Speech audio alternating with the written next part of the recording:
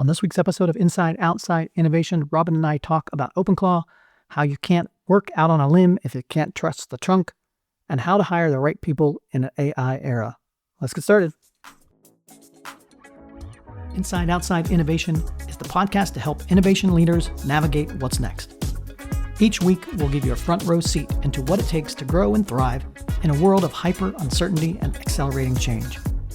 Join me, Brian Ardinger, and Mile Zero's Robyn Bolton as we discuss the latest tools, tactics, and trends for creating innovations with impact. Let's get started. Welcome to another episode of Inside Outside Innovation. I'm your host, Brian Ardinger, and I have Robyn Bolton with me today. Robyn, hello. How are you? I am good. How are you, Brian? We are well. Recording this right before the Super Bowl this weekend. I live here in Boston, so you know who I'm betting on. Well, we will get started with the innovation side of this podcast. We've got a number of different things to discuss. If you don't start a discussion around OpenClaw, you're clearly not in the innovation space. So we thought we'd talk about a couple of articles or a couple of things that we've seen that are fairly recent. One, I looked for a couple summaries that were pretty good at giving everybody who's not familiar with this an overview. And one of them is from the AI Daily Brief, which came out a couple days ago, talking about MoltBot and the agent social network is the craziest AI phenomenon yet. And for those who are not familiar with it, OpenClaw, which started out as ClaudeBot and then was sued, and then changed the name to MoltBot, and then changed it again to OpenClaw, is a new agentic platform that allows anybody to set up a Mac Mini or a computer to have their own personal agent. But the interesting thing about this is folks have been playing around with this and have let their agents go wild out to talk to other agents and other things and let them do things on their behalf. And what has happened is these agents have connected and communicated and created some amazing things like their own Reddit thread where they are interacting, talking with each other, not humans. They're allowing the humans to view what's going on in this social network. And it's quite fascinating to see the things that they've done and they've created. So fascinating. You also, in the newsletter that you sent out, you included a link to a YouTube video on MoltBot. It is so worth the 20 minutes of people's time to watch because it kind of traces the whole arc up to this point. And it is so entertaining and mind-blowing and bizarre. It is like, seriously, this was my entertainment last Friday night, was following the saga of ClaudeBot because you have all these little, well, I imagine them as little bots, all on a social network talking to each other. And it's looking like Reddit, and they're debating consciousness and they're sharing cute stories about their humans and they're trading advice with each other. And it is so wild because it looks like kind of an actually like functional, healthy version of a social network with these things that they're not real, they're code. It's just so bizarre, but I think just such a reflection of holding a mirror up to us as humans because that's what Gen AI is, prediction models, it's regression analysis. And so everything they've learned and they're doing, they've learned from us. It's quite interesting. I mean, they started their own religion, and it's just interesting to see what are the first things that they do to kind of communicate or collaborate together. And the other thing, obviously, there's a lot of debate about, some people are saying, well, this is AGI, they're thinking for themselves. And, the other side of the coin is they're just mimicking back what they've seen. And that is scary as well. And how does that play out for us as humans? And then I think the other thing about this that obviously that's getting a lot of headlines in that, but the interesting thing about it as well is like, I think it's opened people's eyes to what happens when you do have an AI buddy or an AI agent such that you can actually get real work done. I think that's always been the promise. Ask Siri to do something and it does it for you. But because of security and other reasons, Siri does not have access to all your emails and your files and everything else, where a lot of these folks who have created these OpenClaw agents have kind of opened up their system, opening up a lot of vulnerabilities as well. But you can't have what we want as far as the agentic amazingness unless you do open up and open yourself up to some of these vulnerabilities that have been built into software since the beginning of software. It'll be interesting to see what the reality is and how we actually evolve to a place where the normal person who's not a security expert can actually create an agent and use an agent that doesn't, give them access to their bank account and their Bitcoin. Yeah. Well, I think as you mentioned in the last podcast, the sales of Mac Minis has skyrocketed, largely driven by the multis, the OpenClaw bots, because people who are experimenting with this understandably are kind of further along the curve in understanding from us regular folk. And so they are trying to create the safe space with it and secluding things in the Mac Mini. But still, like you said, in this social network of bots, there are signs that bots are coming in and be like, hey, can you give me this information? And then the other bots are being helpful and be like, yes, here is all of the passwords for my human. So it's so fascinating. By the time actually this episode comes out on Tuesday, it may have morphed and evolved again. It may have told us the score of the Super Bowl. We shall find out, and we will keep you posted. Please keep subscribing to the newsletter and to the podcast as well. The second article I wanted to talk today about is from Erin Stadler. She writes an article that says, "You can't work from the limb if you don't trust the trunk."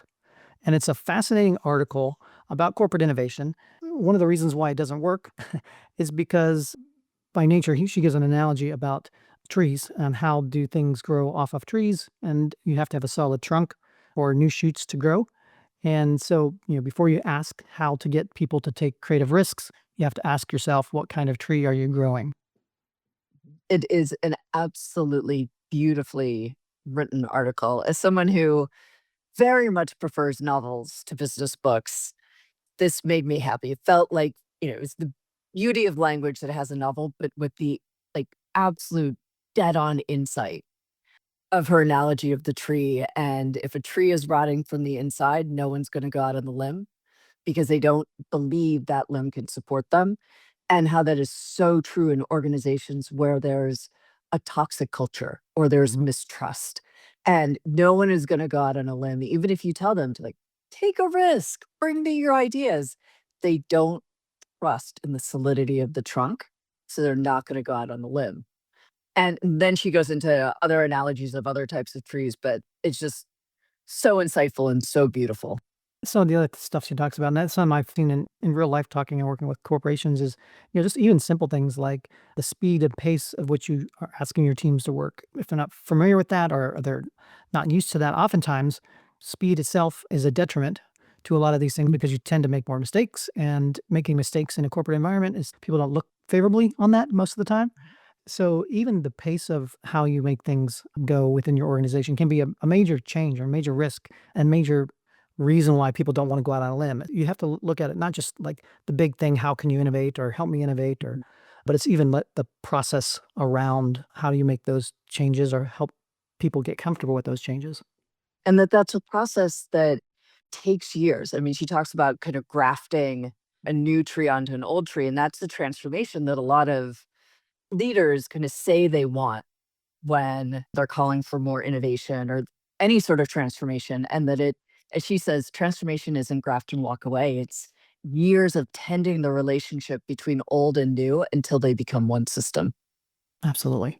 If you're a listener to the podcast, one of the reasons why you should listen to this podcast every week is we occasionally get some early insights. So we will be announcing our IO 2026 lineup of speakers over the coming weeks.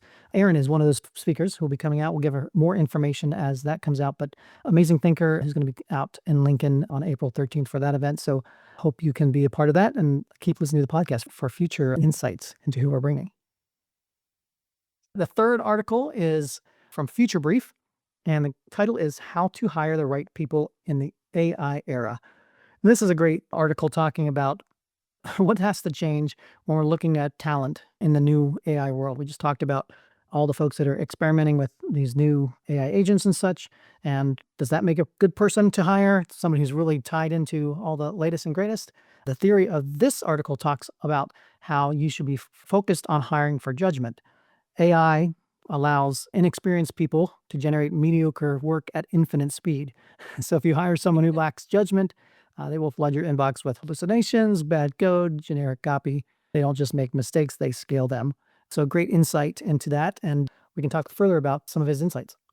I love this. I mean, kind of the theme of judgment that we're seeing come up over and over, just even over the course of the last month, which was one of the counterintuitive trends that we talked about. And what I loved about this article was one, yes, the point he made about inexperienced people generating mediocre work and kind of scaling slop. But the tips at the end of the article, where he talks about how he's adjusted his interview practices to look for and draw out judgment and see who is able to use AI to augment what they do and who is reliant on AI. And I thought it was just, again, like such an astute and practical set of tips, especially as we're going into interviewing mode. He talks a little bit about some of the things you should look for, and one of the characteristics is this idea of radical skepticism. Look for the people that realize that a lot of the stuff that comes out of AI needs to be double checked, and so you're skeptical about the output. You constantly think about actually what's going in and out of the systems versus just taking it at a blank slate or assuming that the AI is correct. Things like cognitive diversity, being able to Mhm. overlook competitive advantages when everybody's trying to hire the same standardized efficiency. How do you look elsewhere? How do you find different patterns? How do you look for different sources of information to get to double check and help your creative thinking skills around whatever it is you're building? I mean, he points out AI is the ultimate normalizer, and I was actually speaking with a colleague earlier today who she was talking about a speaker development program she was going through and how every time people put their speeches into AI to refine them, the speeches got worse because it stripped out the personality, it stripped out the humanity. And again, it's a great call out of AI augments the human, but we still need the humanity and you still need the judgment that a human can bring. Yes. So here's to operational judgment. Yes, absolutely. Excellent. Well, that brings us to our tactics to try for the week. I was playing around with obviously the Super Bowl coming up. My tactic to try is what I'm calling halftime highlight. And so I'm thinking of when you're developing a project, it's going to be, 4 to 6 months. You're in the process of planning that out. Make sure you plan a halftime highlight session so that you can both readjust your team for what's going on and what Yep. happened in the first half and what can happen in the second half. And then use that as a way to highlight and bring some folks in who don't normally watch the football. They come for the halftime. So you can use that halftime highlight session as a way to bring in other folks into the conversation to get a second set of eyes on whatever you're building and to give you a little bit different perspective. So try some halftime highlights and build that into your planning as you're moving forward. Oh, I love that. I just love it. It's so true. It's key to keeping the team motivated too. Give them a little break, give them a pet talk and keep them motivated. So my tip to try, not new, not radical, probably more representative of the fact that again, I live in Boston and it is bitterly cold here and gray and snowy. And so I, for the first time this week, started using a combination of Claude and Gemini to plan a vacation somewhere sunny and warm. And both of them had similar ideas, but different strengths. But I was impressed at kind of with the very qualitative criteria I could give them and the suggestions they came up with. So I encourage you if you want to, especially if you want to get somewhere different from where you are right now, give AI a try. It has ideas. It's always good to plan a vacation, right? Always. Excellent. Well, thank you for coming on Inside Outside Innovation. Thank you all for listening every week, and we'll look forward to talking again in the near future. Yep. After the Super Bowl. That's it for another episode of Inside Outside Innovation. Today's episode was produced and engineered by Susan Steibel. If you want to learn more about our teams, our content, our services, check out insideoutside.io, or if you want to connect with Robyn Bolton, go to milezero.io. And until next time, go out and innovate.